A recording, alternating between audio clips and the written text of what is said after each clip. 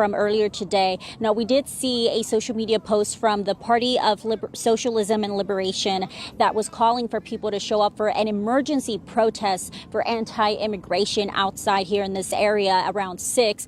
In the video that we can see, there is a megaphone with a lot of chanting in that area. We're also seeing some flags for Mexico and Honduran flags as well, with people shouting. And we also spotted some of the posters there that read Joel Gutierrez. Now, according to the Party for Socialism and Liberation, that man was allegedly stopped and taken by ICE on his way to work. They say he did not commit any crimes and he was simply in the wrong place at the wrong time. So they're asking for him to be freed. Again, we're seeing this breaking out in the other side. At dawn in Phoenix, ICE buses boxed in a McDonald's like it was a war zone. Over 1,600 were detained in under a day. No warnings, no names released, just sudden silence. Videos show armed agents storming the parking lot, dragging out cooks, janitors, landscapers, even customers mid-breakfast.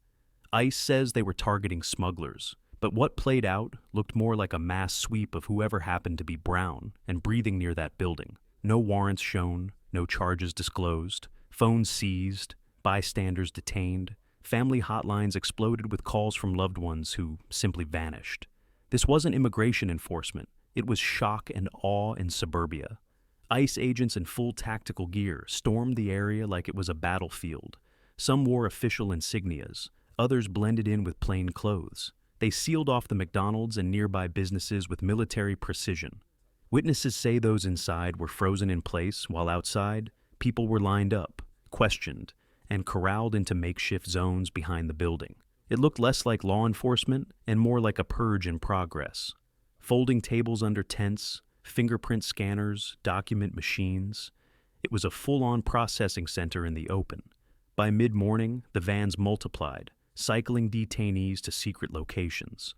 Some were handed paperwork and released. Hundreds more, taken with no destination disclosed, no names published. Phones were seized. Families were left in the dark. What ICE called a routine operation felt more like martial law. For the community, it wasn't enforcement, it was erasure. And he also said there will likely be some notes sent out to employees with certain companies in the riot area in LA in case it's not safe for people to return to work tomorrow in that area. Of course, that will be determined based on what all transpires overnight. And we do want to make a note that we were out there for this protest. ICE insists it was a targeted action, but locals say otherwise.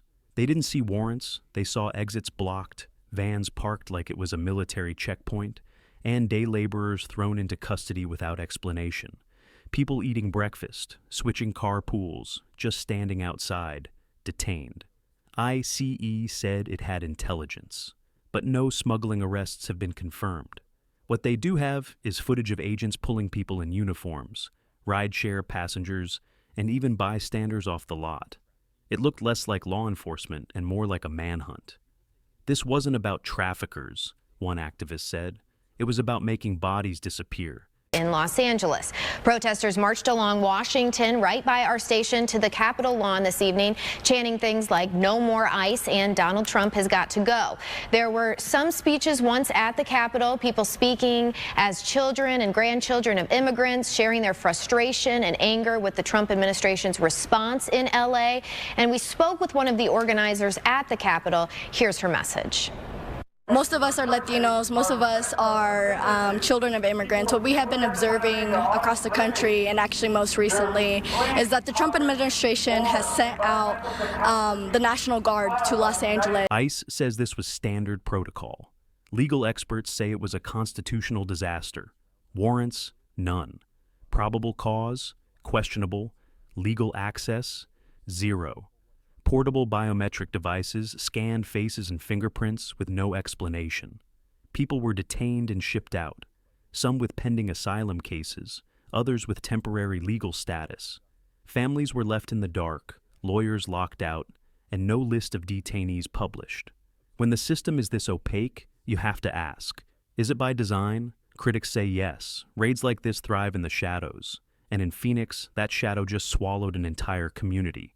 ICE doesn't have to tell you who it's holding. That's not a bug. It's the system working as designed. Families, employers, even attorneys are left guessing while lives disappear into black sites. After the raid, Phoenix changed overnight.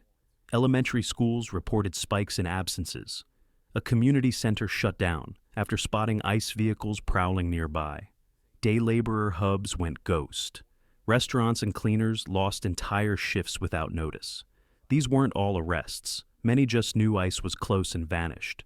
Rent didn't get paid, kids weren't picked up, and people, legal and undocumented, stayed home in fear. This ripple effect isn't collateral damage, it's the strategy. Intimidate the entire neighborhood. Advocacy groups say even green card holders now think twice before driving to work. Because in this climate, the only paperwork that matters is fear. Businesses scrambled to reassign shifts, or just shut down entirely. Elena Martinez, a dry cleaner manager, said 2 of her workers stopped showing up after the raid. They weren't even near the McDonald's. They just heard ICE was around and ghosted. No calls, no goodbye, just gone. That's the level of fear we're talking about. And it's working. Even those with full legal status are steering clear of police, skipping city events, and avoiding hospitals.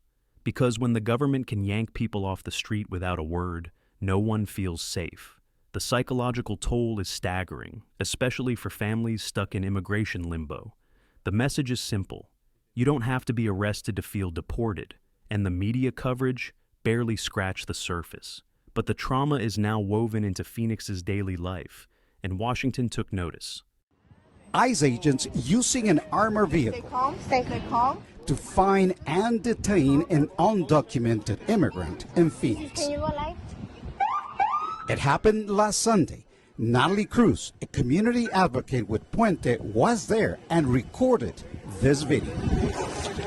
It was a shocking moment. I don't think I have ever seen ICE being so terrorized to the communities coming in. The way that they came in and showed up at the house was still shocking and disbelief. The aftermath turned Phoenix upside down. Children didn't get picked up from daycare. Workers vanished mid-shift. Small businesses shuttered. Legal or not, the message was loud. No one is safe. Churches opened their doors. Parents hid. Some residents with visas were still detained by mistake. And still, no records, no answers. Civil rights attorneys say the scale and speed of the deportations, 1,600 removed in 48 hours, defy legal norms. No time for legal counsel, no proper screenings. Just process, detain, deport. The community didn't just lose neighbors, they lost trust, safety, and a sense of place. Phoenix isn't just shaken, it's scarred. Immigration enforcement has split America down the middle. On one side, communities screaming for rights and fairness. On the other, politicians claiming the law must be obeyed, no matter how brutal. The Phoenix raid is now Exhibit A in a bigger national battle. Civil rights lawyers are circling. Why? Because 1,600 people were deported in 48 hours. That's not enforcement. That's industrialized removal. Attorneys say it's impossible those detainees got fair hearings. Were asylum seekers screened? Were translators provided? Or did ICE just process, detain, deport like a factory? International law says they can't do that. But who's stopping them? The way ICE carried this out? Looks a lot like racial profiling. Witnesses say people were targeted based on language and skin color. No explanation. Just grabbed and hauled off. That's unconstitutional, but ICE hasn't released warrants. No list of names, no formal report. Civil rights groups are gearing up for legal war. They say this isn't enforcement. It's a loophole-ridden system built to avoid scrutiny. And that secrecy? It's the point. Keep the media out. Keep the public confused. And keep those buses moving. The legal debates rage on, but in Phoenix, the scars are visible now.